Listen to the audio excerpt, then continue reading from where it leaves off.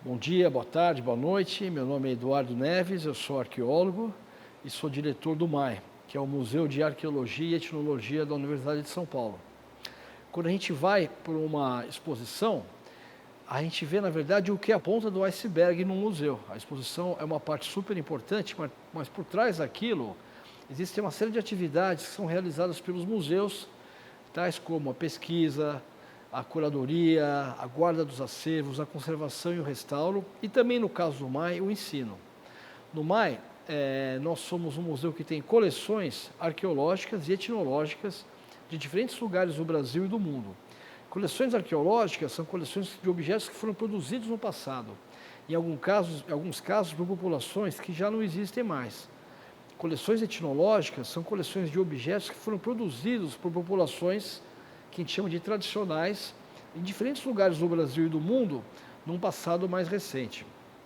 Para estudar essas coleções, nós temos um corpo docente numeroso, mas também um corpo técnico super qualificado, que realiza pesquisas de campo para a coleta de novas coleções, mas também o trabalho que a gente chama de curadoria, que é de organização, catalogação e guarda dessas coleções no âmbito dos laboratórios.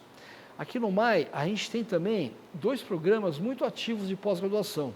Um deles em arqueologia, a gente tem dezenas de estudantes do Brasil e do exterior. Já formamos professoras e professores que dão aula hoje em programas de arqueologia aqui do Brasil. Trabalham em museus também, aqui no Brasil, mas também em outros países. E temos agora um novo programa de pós-graduação Interunidades, que reúne vários museus da USP, não só o MAI, mas também os museus que, inclusive, que participam dessa exposição agora. Esse programa Interunidades em Museologia, ele é recente, ele só tem um mestrado ainda, mas ele tem tido muito sucesso na formação também de jovens museólogas e museólogos para trabalhar aqui em São Paulo e em outros lugares do Brasil. Como eu falei no começo dessa minha exposição, eu sou arqueólogo. E uma coisa muito interessante na arqueologia é mostrar para nós, eu trabalho aqui no Brasil, não trabalho em São Paulo, trabalho na região amazônica, mas já trabalhei aqui no interior de São Paulo, e por ser paulistano, por ser aqui de São Paulo também, tenho uma relação muito carinhosa com a arqueologia aqui da nossa região do estado de São Paulo. Mas uma coisa interessante que a arqueologia faz é mostrar para nós um quadro muito mais interessante, muito mais complexo do nosso passado. Quando a gente pensa na história do Brasil, nós sempre pensamos que o Brasil é um país que tem uma data de nascimento, que é o dia 22 de abril de 1500. Mas o que a arqueologia mostra para nós é que a história desse espaço que é hoje o Brasil, que inclui São Paulo, obviamente, ela é muito mais antiga e mais profunda. Ela tem pelo menos 13 mil anos, provavelmente muito mais do que isso. Nós temos um acervo guardado aqui no MAI, por exemplo, de escavações feitas no Mato Grosso, por uma missão de arqueólogas e arqueólogos da França e do Brasil, que revela a presença humana nessa região do Mato Grosso ao redor de 25 mil anos atrás. Portanto, há muito mais tempo do que 22 de abril de 1500. E essa história profunda, o que eu chamo de história antiga do Brasil, ao invés de chamar de pré-história, é a história dos povos indígenas, que habitam o nosso território há milhares de anos e o habitam até hoje.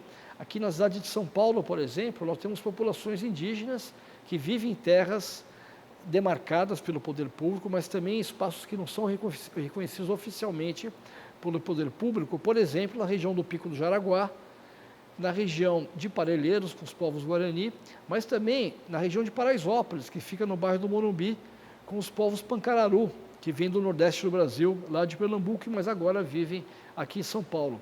Se hoje, no presente, a gente tiver essa movimentação de povos indígenas entre diferentes lugares do Brasil, nós vemos isso no passado também.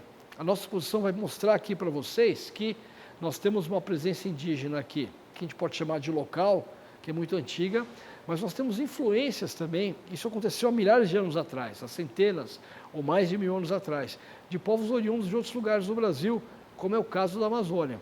Então, se São Paulo é hoje um estado que a gente pode chamar de multiétnico, né, que tem uma contribuição cultural muito forte, que vem da imigração de vários países da Europa, que vem da presença portuguesa, que vem da importância cultural das populações africanas que foram trazidas para cá, e sobretudo uma matriz que vem das populações indígenas. Se a gente olhar para o passado remoto ou para a história antiga de São Paulo, a gente vai ver um quadro de diversidade cultural muito grande também. com influências locais, mas também influências de outros lugares do Brasil. Essa exposição é um pequeno recorte do nosso acervo, que é muito rico. A gente tem cerca de 1 milhão de peças, entre lotes de peças, mas também peças inteiras. A gente fez uma seleção aqui, baseada num recorte que privilegia a história antiga de São Paulo, a história dos povos indígenas de São Paulo, mas a gente convida a todos e todas a visitarem. A gente não tem uma sede definitiva ainda na cidade universitária, mas a gente tem uma exposição maravilhosa sobre os povos de São Paulo, também chamada Resistência Já, e uma reserva técnica que recebe alunas e alunos das escolas públicas e privadas aqui de São Paulo. Então a gente convida a todas e todos para nos conhecer, visitar o nosso acervo, para poder conhecer um pouco mais da riqueza maravilhosa que é essa história antiga do Brasil e também a produção material dos povos indígenas que até hoje ocupam e resistem, não só no território paulista, mas também em todo o território nacional. Muito obrigado. Para quem for estar assistindo esse vídeo, que é uma conversa apresentando o que é o módulo do MAI, né, na exposição Jornada Imersiva pelos nossos museus. Então, como esse museu, né, vai contribuir na apresentação do que o tema, né, que a gente escolheu como um tema que amarra, né, os acervos, as coleções dos 4 museus da universidade, é o tema sobre identidades paulistas. Então, o desafio do MAI, a partir das suas coleções, né, foi pensar o entendimento, né, da presença, né, da ocupação humana no território que hoje é o estado de São Paulo. Então, só para contextualizar, eu trabalho aqui no MAI há 27 anos. Eu comecei minha trajetória profissional como educadora do museu e já há uns 10 anos eu sou responsável pela área de curadoria, né? Ou seja, todas as ações, né, que giram em torno do acervo institucional, desde o momento da pesquisa, né, onde boa parte dessas coleções são geradas, todo o tratamento que é feito em termos de acondicionamento, né, em áreas como as reservas técnicas, o estudo dessas coleções nos laboratórios de pesquisa, todo o trabalho de documentação museológica, conservação, restauro, e o trabalho que a gente comunica, né, o desenvolvimento dessas pesquisas com o público, que é o trabalho da ação educativa e do desenvolvimento de exposições. Então, essas são as principais frentes, né, que compreendem então, essa área curatorial aqui no MAI.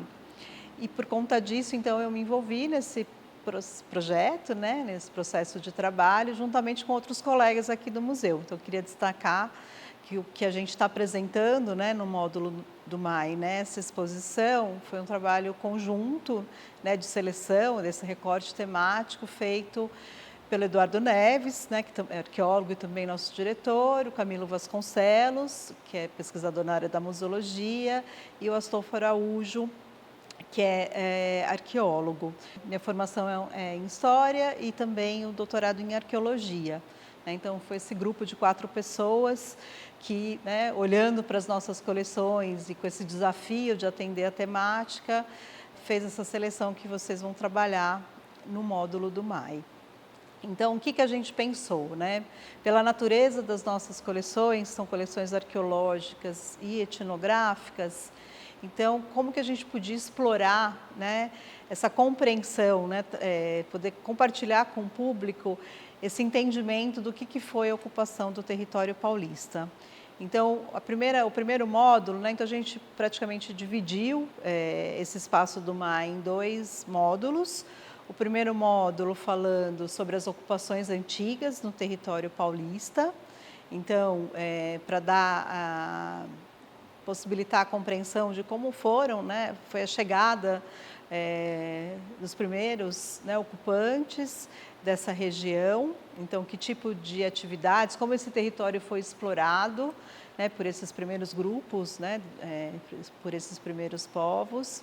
Então a gente tem um conjunto, então a partir de que elementos que a gente vai discutir essa ocupação antiga, principalmente pelos artefatos, né, as ferramentas utilizadas por esses primeiros habitantes. Então, o conjunto que representa, né, as ocupações mais antigas são dos objetos líticos, os objetos confeccionados com rochas. e basicamente a gente fez uma seleção de pontas de projétil, são, né, pontas feitas para caça e para pesca. A gente procurou fazer uma seleção da diversidade das tecnologias empregadas para o desenvolvimento, né, desses objetos. Então, na exposição vocês vão poder observar e trabalhar com o público, né, essa diversidade de estilos, né, e de formatos, indicando já algumas especialidades, né, de função desses artefatos. Então, vocês vão ver que tem pontas maiores, né, para caças maiores, pontas menores, né, para animais menores e também para pesca. Enfim, dá para trabalhar um pouquinho com o público essa diversidade. A gente procurou também evidenciar uma diversidade de matérias-primas, né, selecionadas para a confecção desses artefatos. Isso se desdobra numa coisa muito importante, que é justamente a gente entender esse conjunto artefatual a partir do desenvolvimento de uma tecnologia que começa na seleção dessas matérias-primas, né? Então, conhecer muito bem o território para saber onde estavam, né, as principais fontes de matérias-primas de boa qualidade, né, e para poder confeccionar esses artefatos. E aí as técnicas mesmo, né, de manipulação dessas matérias-primas para chegar, né, então é um desenvolvimento de design mesmo, né, para chegar em formatos que atendam da melhor maneira possível essas diferentes funções, né? Então, quando a gente pensa, né, parece que é um processo muito rudimentar, mas na verdade não, né? A gente já consegue perceber uma evidência, né, de complexidade. É todo um projeto mesmo, por isso que a gente chama de tecnologia, desde a escolha da matéria-prima até a confecção, né, e o uso adequado para essas diferentes funções. Acho que isso tem um aspecto bastante importante para ser trabalhado com o público. Então, a gente tem isso tanto nas pontas de projétil, como também nos raspadores, né, ele tem um formato que é interessante. Na montagem a gente vai mostrar ele em duas posições, né, que ele tem um formato bem anatômico. Esse raspador ele encaixa na palma da mão, a base dele é plana, porque é uma ferramenta utilizada especialmente no trabalho com a madeira. Então, para fazer os encabamentos das próprias lanças, né, dessas flechas, também nos encabamentos das lâminas de machado. Então, isso é muito interessante porque, do ponto de vista arqueológico, quando a gente recupera esses vestígios, né, que são indícios do modo de vida dessas pessoas que ocuparam o território, a gente encontra alguns elementos, né, os elementos que conseguiram resistir a esse processo do tempo. Boa parte das coisas que eram utilizadas por esses povos acabaram desaparecendo, né, por decomposição, né? Então, materiais orgânicos, né, palhas, madeiras, né, são coisas que a gente não encontra como registro arqueológico. Então, não significa que a gente está apresentando ferramentas de pedra porque era a única matéria-prima, né, utilizada por eles, mas sim a matéria-prima que conseguiu resistir ao tempo, né, e a gente tem condições, então, de fazer essa leitura como vestígios. Então, algumas coisas a gente tem a materialidade, outras a gente acaba inferindo, né, a partir de outros elementos associados. Então, nesse conjunto ainda, né, dessas ocupações antigas, a gente tem então, as ferramentas líticas, juntando as pontas de projétil e o machado. A gente tem, as pontas de projétil, os raspadores, a gente também tem o machado, tem duas lâminas bastante diferentes entre si, também para trazer essa questão da diversidade. Uma bem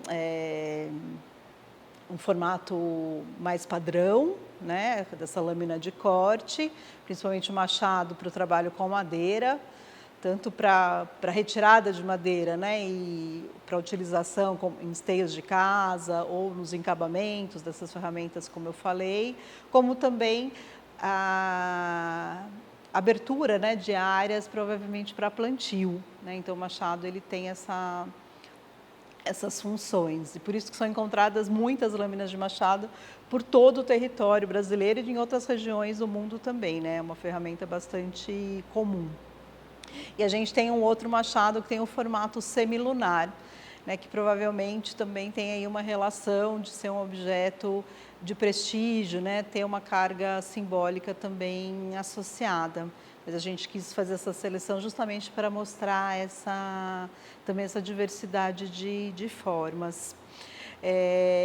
E isso, tanto as pontas, né, como esses outros objetos líticos, sendo representativos, né, dessas diferentes regiões aqui do hoje, né, estado de São Paulo. E aí a gente mostrando já, mesmo, né, nessas primeiras ocupações, já uma ocupação bem ampla por todas as regiões, né, do que hoje também a gente chama de Brasil, né, a gente quis trazer outros elementos, outras formas de ocupação, mais ou menos contemporâneas, em outras regiões, mostrando as possibilidades de redes de troca, redes de comunicação, né, porque esses povos, na verdade, eles não ficavam restritos, né, a um universo muito circunscrito. A gente sabe, até por essa circulação de matérias-primas, às vezes de influências de tecnologias, né, então os próprios artefatos, como a gente encontra, né, como registro arqueológico, evidencia que haveria, né, então, redes de trocas entre esses povos nativos, já em períodos bem recuados. Então, por isso a gente quis ampliar, né, esses exemplos de artefatos para além do território paulista, né, mostrando o diálogo, por exemplo, essa possibilidade de relação com povos do litoral. Então, a gente traz alguns elementos das populações sambaqueiras. Os sambaqueiros, na verdade, eles, né, têm esse nome por conta do tipo de ocupação, né, da forma de ocupação do território, que é a construção de montículos, né, de grandes montículos feitos com conchas e sedimentos. E sobre esses montículos eles desenvolviam uma série de atividades, às vezes, né, se estabelecendo mesmo como moradia, mas o que há de comum, né, em muitos sambaquis é a realização de sepultamentos, né, então sambaquis como estruturas funerárias. Então, uma forma de ocupação que foi do sul da Bahia até Santa Catarina, toda essa extensão do litoral. Então, uma forma bastante peculiar, né, e que teve uma grande, de longa duração, né, os sambaquis existiram por mais de 4.000 anos. Então, a gente quis trazer esse elemento na exposição também para mostrar essa diversidade cultural entre esses povos nativos, né, num período relativamente contemporâneo. E também mostrando outras possibilidades de troca, né, dessas redes de troca numa perspectiva mais ampla, incluindo uma relação com a região amazônica. Essa hipótese, né, se fortalece, enfim, a gente acredita, né, nessa possibilidade por conta de características dos artefatos, especialmente de artefatos cerâmicos, que é um tipo de decoração que chamamos de polícroma, que é a cerâmica, né, feita decorada principalmente, né, com uma pasta branca que cobre toda a peça, que a gente chama de engobo, e aí os desenhos feitos com as colorações preta e vermelha, sendo esse preto às vezes variando para um amarronzado, e o vermelho também com várias nuances, né? Chegando às vezes um tom mais alaranjado, ou mais vinho, enfim, tem uma grande variação, mas a gente então trouxe nessa cerâmica amazônica com esse tipo de decoração polícroma para fazer uma discussão, uma aproximação com a cerâmica tupi-guarani, né? Tupi e Guarani, que muito presente aqui, né, no estado de São Paulo. Então, a gente tem 3 vasilhames, né, que na verdade são 3 urnas funerárias com esse tipo de decoração, mostrando essa possível rede, né, de comunicação entre esses povos no passado. Então, esse contexto das ocupações antigas, né, acho que o ponto de partida é entender como que ele se realiza aqui no território paulista, mas fazendo, né, dando esses saltos, né, geográficos, justamente para mostrar essas redes de troca e como que o território todo, né, era bastante ocupado por esses povos, né, e que tinham essa necessidade, essa estratégia de integração, né, para poder desenvolver aí as suas atividades de subsistência e mesmo as suas atividades, né, ritualísticas, enfim, né, não é só uma questão de subsistência básica, né, pela complexidade que a gente percebe na elaboração, né, na organização social desses grupos. E aí, então, pensando nisso, esse módulo fala do início dessa ocupação, né, e toda essa articulação no território, e aí a gente traz então, anuncia essa questão, né, tanto da complexidade desses povos, dessas culturas, dessa organização social, e como isso tem uma relação, né, de continuidade com as populações indígenas contemporâneas, né? O estado de São Paulo, embora tenha sido, né, um estado bastante... As populações indígenas aqui acabaram sofrendo bastante pelo intenso processo, né, que se inicia com a colonização europeia e depois todos, né, os desdobramentos decorrentes de exploração do território a partir dessa lógica, né, mais capitalista, né, que se inicia com o processo de colonização. Então, é um estado bastante que acaba, né, pressionando muito as populações indígenas, retirando elas dos seus territórios originais, né, para ocupar esses territórios com outras atividades econômicas. E aí a gente tem séculos, né, de resistências desses povos, muitos, né, que acabaram se deslocando, né, dos seus territórios originais, ocupando outras áreas muito menores, mas hoje a gente tem algumas terras indígenas aqui no estado de São Paulo e atualmente são 6 povos indígenas, né, que vivem aqui no estado.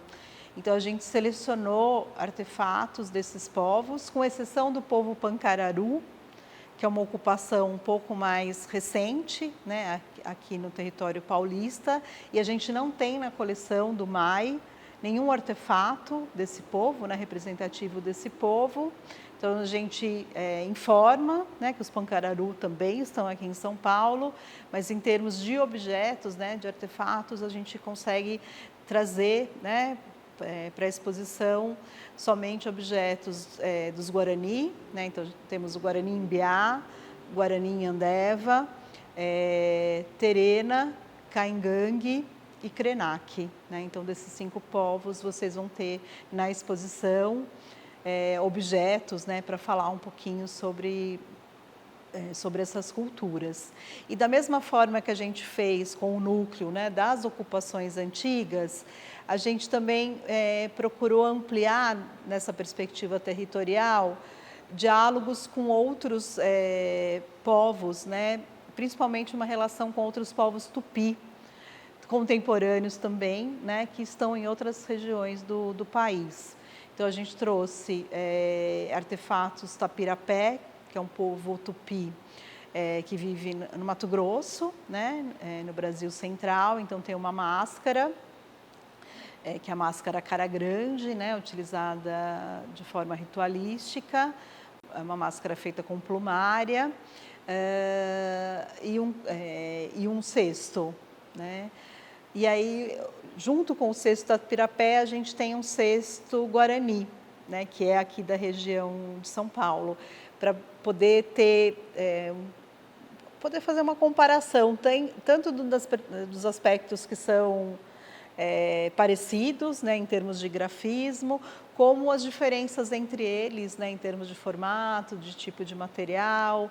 Então, mostrando essas aproximações e separações dadas, né, por essas escolhas culturais. Acho que isso é muito importante de ser destacado junto ao público, essa grande diversidade cultural que existe entre os povos indígenas, né? Hoje no país a gente tem quase 300 povos diferentes, então são nesse processo, né, longo de mais de 5 séculos de resistência, né, desde o processo do início do processo da colonização europeia.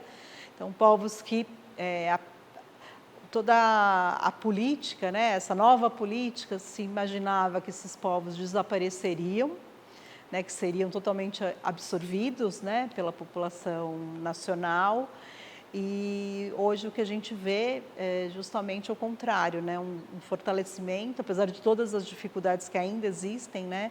Mas um grande fortalecimento, né, dos processos de resiliência, resistência, e que o quanto que eles estão ocupando, né, os seus espaços, os seus territórios e buscando manter as suas culturas. Então, quando a gente quis apresentar também essa diversidade, né, no módulo dos povos contemporâneos, é para mostrar tanto essa articulação, né, essas redes de troca que ainda permanecem, mas também esses processos de manutenção, né, das características específicas de cada cultura. Então, acho que foi um respeito para aprofundar um pouco, né, nessas reflexões e nessas questões.